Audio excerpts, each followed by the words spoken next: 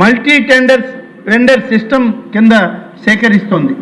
అందులో 65% సరఫరాను అతి తక్కువ ధరకు కోట్ చేసి బిడ్డర్కు L1 మిగిలిన పరిమాణాన్ని అదే రేటుకు తదుపరి అర్హత కలిగిన బిడ్డర్కు కేటాయిస్తారు. నిజమైన నెయ్యి సేకరణను నిర్ధారించడానికి టెండర్ నిబంధనలను చారిత్రాత్మకంగా కఠినమైన అర్హత ప్రమాణాలు కలిగి ఉన్నాయి అధ్యక్ష. టెండర్ నిబంధనలు ప్రకారం 2014 టెండర్ నిబంధనలు డైరీలో కనీస నిర్వహణ అనుభవం, ఉత్పత్తి సామర్థ్యం మరియు పాల సేకరణ స్థాయిలను ప్రదర్శించాల్సి ఉండేది.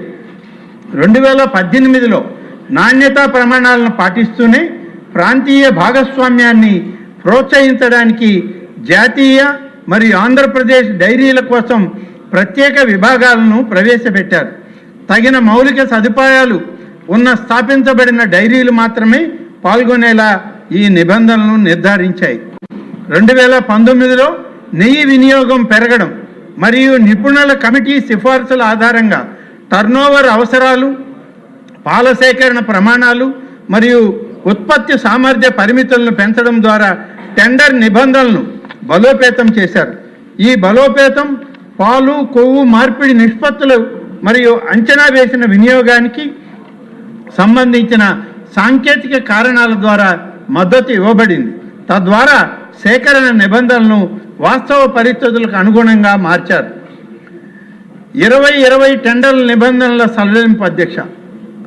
అయితే అధ్యక్ష, ఫిబ్రవరి 2020లో సుమారు 5 నెలల వ్యవధిలోనే బలోపేతం చేయబడిన నిబంధనలను గణనీయంగా సడలించినట్లు విచారణలో వెల్లడైంది.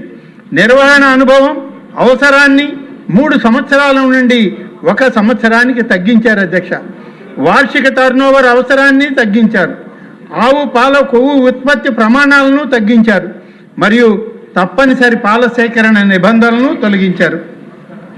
సమగ్ర అధ్యయనం, క్షేత్రస్థాయి పరిశీలన లేదా సాంకేతిక సమర్థన లేకుండానే ఈ సడలింపు చేయడం జరిగింది. తగిన మౌలిక సదుపాయాలు, పాల సేకరణ సామర్థ్యం మరియు నిజమైన నెయ్యి ఉత్పత్తిలో అనుభవం లేని ప్రైవేట్ డైరీల ప్రవేశానికి ఈ సడలింపు దోహదపడిందని సిట్ గమనించింది అధ్యక్ష.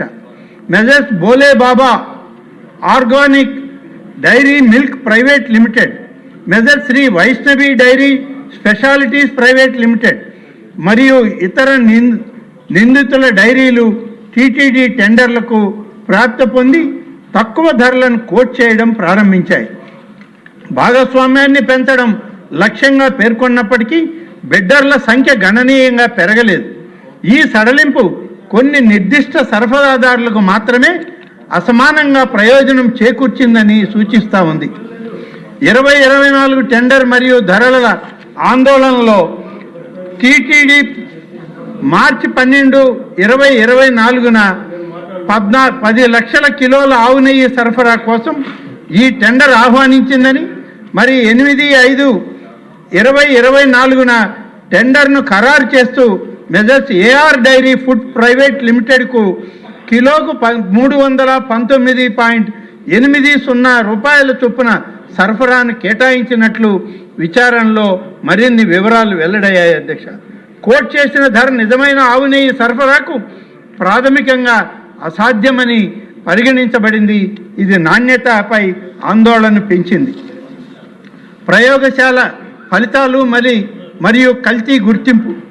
జూన్ మరియు జూలై 2024న చేసిన సరఫరాల ప్రారంభంలో కల్తీ గుర్తింపు పరిమితులు లేని పరీక్షా విధానాల కింద ఆమోదించబడ్డాయి. తదనంతరం నమూనాలను ఎన్డీడీపీ కాఫ్ ప్రయోగశాలకు పంపగా అక్కడ నెయ్యిలో వనస్పతి మరియు జంతువుల కొవ్వులతో కల్తీ జరిగినట్లు నివేదించబడింది. ఈ ఫలితాలు సేకరణ, సరఫరా గొలుసు మరియు తయారీ ప్రక్రియలపై వివరణాత్మక విచారణకు దారితీశాయి అధ్యక్ష. పనితీరు మరియు నేరపూరిత కుట్ర, ఫోర్జరీ పత్రాల సమర్పణ, ఉత్పత్తి సామర్థ్యంపై తప్పుడు సమాచారం మరియు సేకరణ రికార్డుల తారుమారు ద్వారా టీటీడీ టెండర్లను దక్కించుకోవడానికి పలువురు నిందితుల మధ్య నేరపూరిత కుట్ర ఉన్నట్లు సిట్ నిర్ధారించింది అధ్యక్ష. Palm oil, palm colonel oil మరియు పామ్